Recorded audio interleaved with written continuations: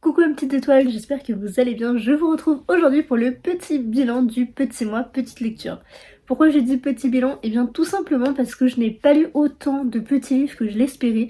Après j'en avais pas non plus énormément, mais en tout cas les seuls que j'avais finalement, je les ai pas lus. Voilà, je me suis surtout axée niveau graphique et un petit peu de manga.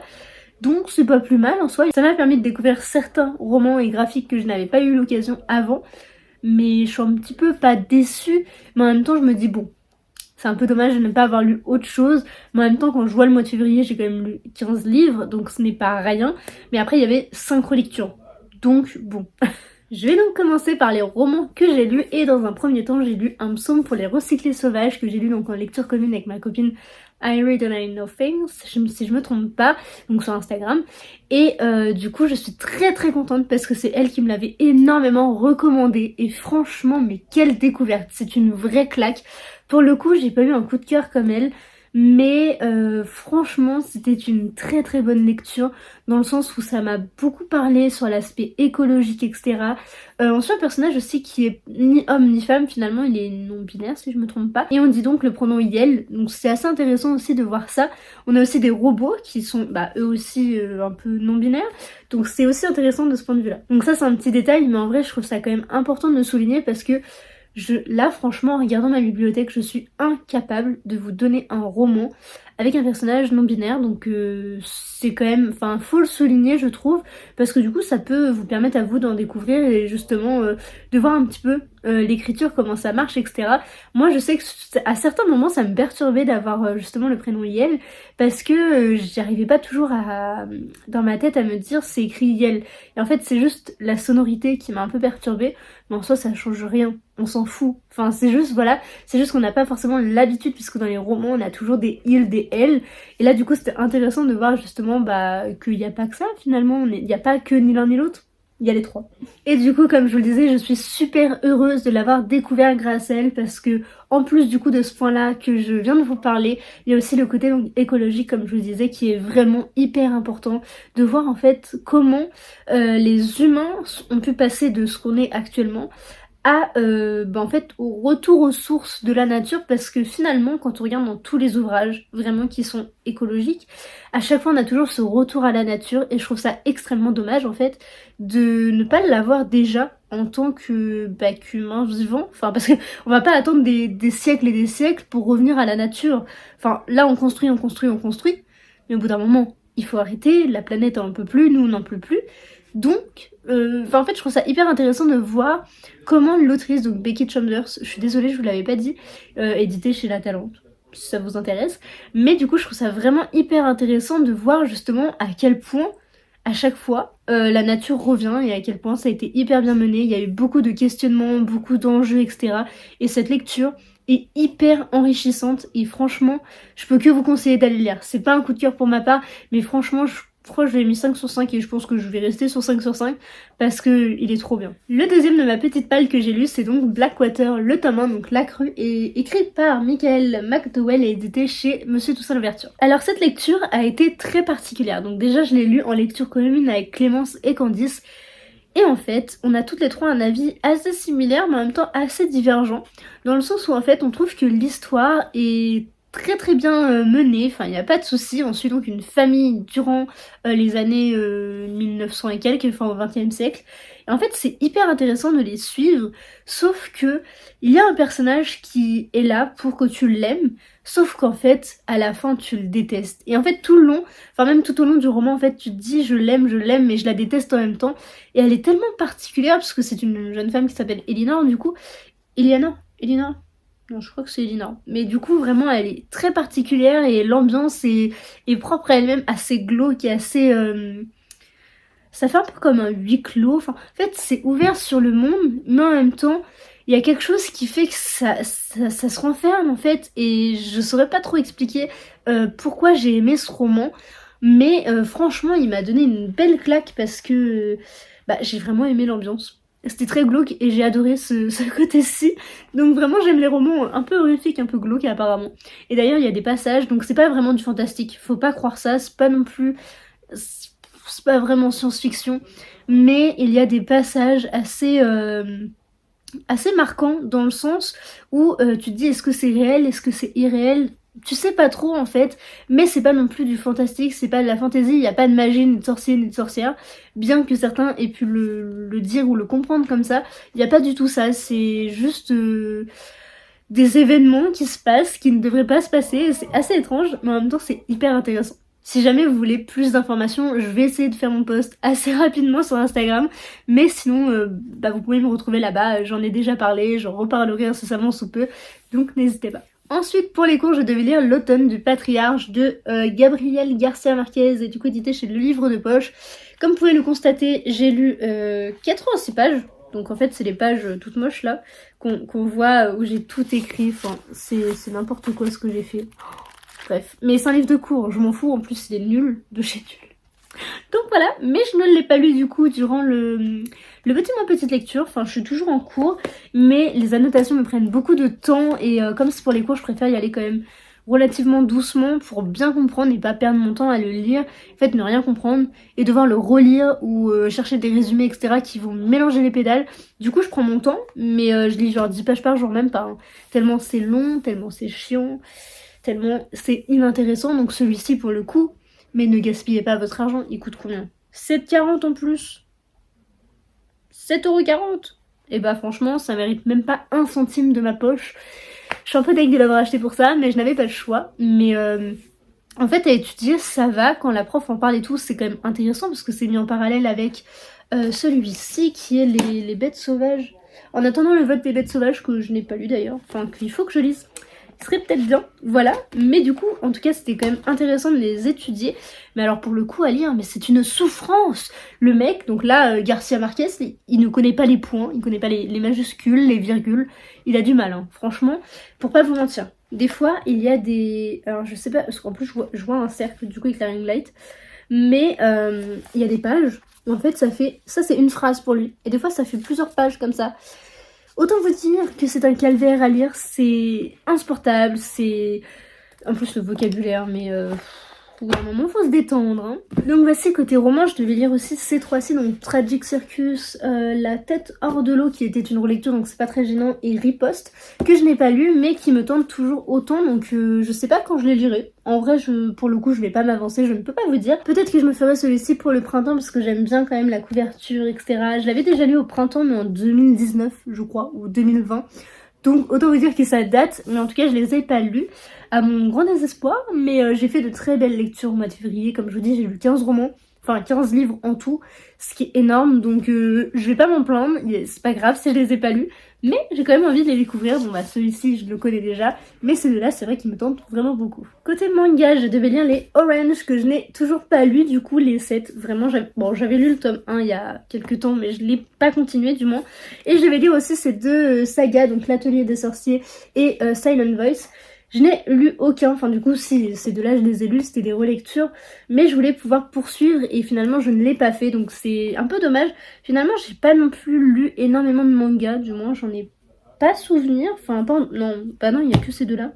Et après c'est que des romans graphiques, donc ce qui est pas plus mal, mais du coup ceux-là je ne les ai pas lus et c'est un peu dommage. En revanche, ce que j'ai bien lu, c'est ces deux-ci, donc 5 cm per seconde, du coup écrit par Makoto Shinkai et du coup le dessin de Yukiko Senkai, édité chez Pika. Pour le coup, j'ai été agréablement surprise parce que ça a été des super lectures. Enfin, en tout cas, le tome 1 m'a vraiment beaucoup plu. Le tome 2 m'a un petit peu plus déçu, mais après c'est plus personnel je pense par rapport à mon ressenti. Mais cette histoire d'enfance justement avec ces deux personnes qui s'aiment et qui sont séparées par la distance et qui continuent de s'aimer sans vraiment pouvoir, etc. Je trouvais ça adorable. Vraiment c'était un très très beau roman. Les graphismes sont très très beaux aussi. Je vais vous montrer une page sans vous spoiler, please. Ça pourrait être pas mal. Donc voici un petit peu un graphisme par exemple, un dessin du roman. Donc ils sont trop beaux. Vraiment, je suis trop fan. Le 1, il m'a vraiment chamboulé. Pour le coup, j'ai adoré. Mais par contre, le tome 2, un petit peu moins. Les dessins sont toujours aussi beaux. Franchement, l'histoire est toujours aussi kiki. Sauf que le problème, c'est que ils font passer... Enfin, Makoto Shinkai, du coup, l'auteur, fait passer le jeune garçon qui s'appelle... J'ai oublié son nom.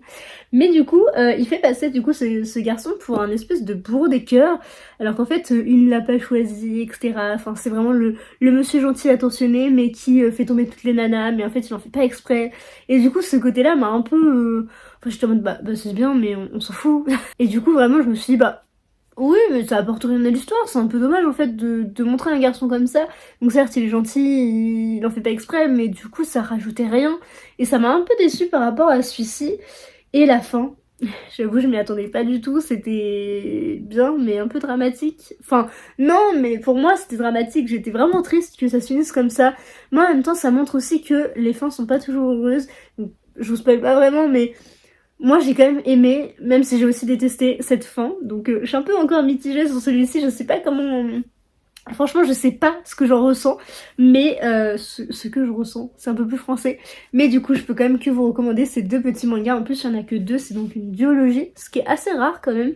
Et du coup je suis très contente d'enfin les avoir lus parce que je pense que c'était au moins le troisième petit mot petite lecture où ils étaient dedans.